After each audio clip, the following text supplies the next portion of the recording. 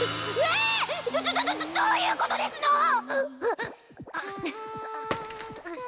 リームのついたバーティア様の口元を指で拭うセシル殿下。お二人の甘い雰囲気ごちそうさまでしたなどのお声が寄せられていますわ。ご紹介に預かったから参上したよ。ここでセシル殿下のご登場です。ちょっと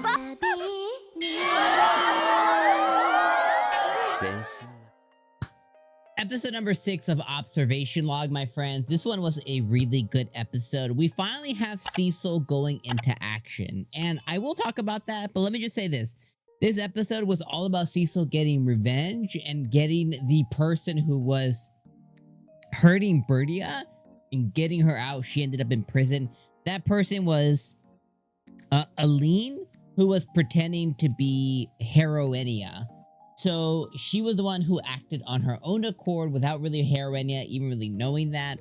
And yeah, she's in prison by the end of the episode, which is really, really good. Now, here's the thing where I want to kind of pause there. And I said, I'm going to kind of come back to some of the other things that happened in the episode. In this episode, there was something that was very unique that occurred that we as the viewer, you know, unless you've read the source material, we don't quite know. So Heroinia, after all this stuff, comes to Bertia because, you know, she's being heavily pursued by Cecil and everything Cecil's doing is for her. So Heroinia comes and confronts her and is like, you need to go back to your villain role. Like, you're messing everything up with all of the targets in the story. Like, everything in, like, all the targets that should be targeted by me, you're messing those up.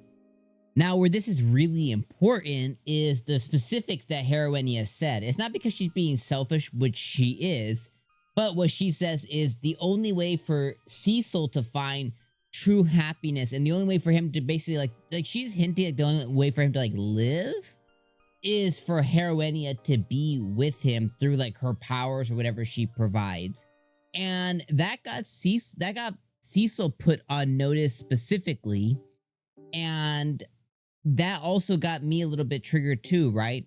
She basically says like, you know, the other capture targets are like one thing that if she can't get, but you know, nobody can replace her because she's concerned about Prince Cecil because she's the only one who can provide him happiness. He won't be able to find happiness if it's not with her. Now, that means now Cecil basically was put on notice because she said that, but then that also put us on notice as the viewer. Okay, so it's like what specific in the story is it that stops Cecil from finding happiness, and what is it that Heroinia brings to it that mends that? Now, the reality about all of this is Cecil from the 𝐜𝐡𝐚𝐧𝐬𝐭 game and Cecil now are two different people, right?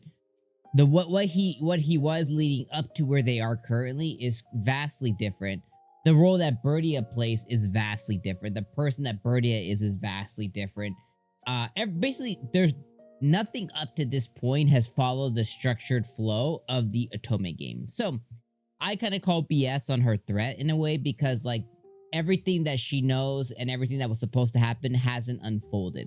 At this point, she's just being very vile because she's not being chosen.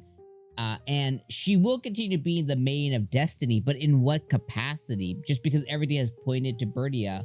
And if the protagonist no longer has an antagonist, is the antagonist actually needed for the main character to be the main character? I guess that's the question that you know, needs to be answered. So that happens. So that's kind of the main predicament that we have. So I thought that was like the best part of the episode. Beforehand, you know, everything else with the other girl, you know, she's just vindictive and she was caught up and they do like a Sherlock Holmes type investigation on her. I won't spend too much time talking about it, but essentially, you know, she's caught up. The one positive is we find out that although Heroinia has a lot of feelings and she doesn't like Bertia and she thinks of herself as the chosen one, etc., etc., at least we know that she's not so evil to physically hurt Bertia. You know, she just kind of wants to follow the path of the story essentially and be the chosen one.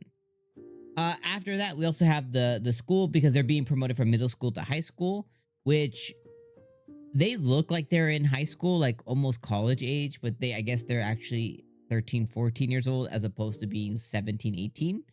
But they get, they get promoted, and then Bertia and Cecil at the end of the episode get an award for the best couple in the school. Which again, being in middle school, weird, but again, they win best couple. And then at the end of the episode, Bertia teaches Cecil about fireworks, so I'm guessing that's what we're gonna get next episode. Next one is called Observation Log of a Self-Proclaimed Villainess and Hatred. So my guess is we're gonna shift back to Heroinia and the hatred she has for Bertia. That's my guess, but I'm not sure. Regardless, I think this episode was a 7 out of 10. I think it was a really good episode. I don't think it was deserving of an 8, 9, or 10. I don't think it was that good, but I think it was a good episode of this show, and I definitely enjoyed it. So yeah, that's what I got for you guys. Let me know what you guys thought about this show in the comments down below. And this continues to be just I think it's going to end up being a 7 out of 10. It just continues to be a consistent, good show to watch each week. Definitely one that I would say isn't going to beat out some of the better shows, but, definitely a good filler of time. And it hasn't really, dipped down in story or anything else. So it's been really good. Been consistent. All right, I'll leave you guys in those thoughts. Let me know yours in the comments below. See you next week.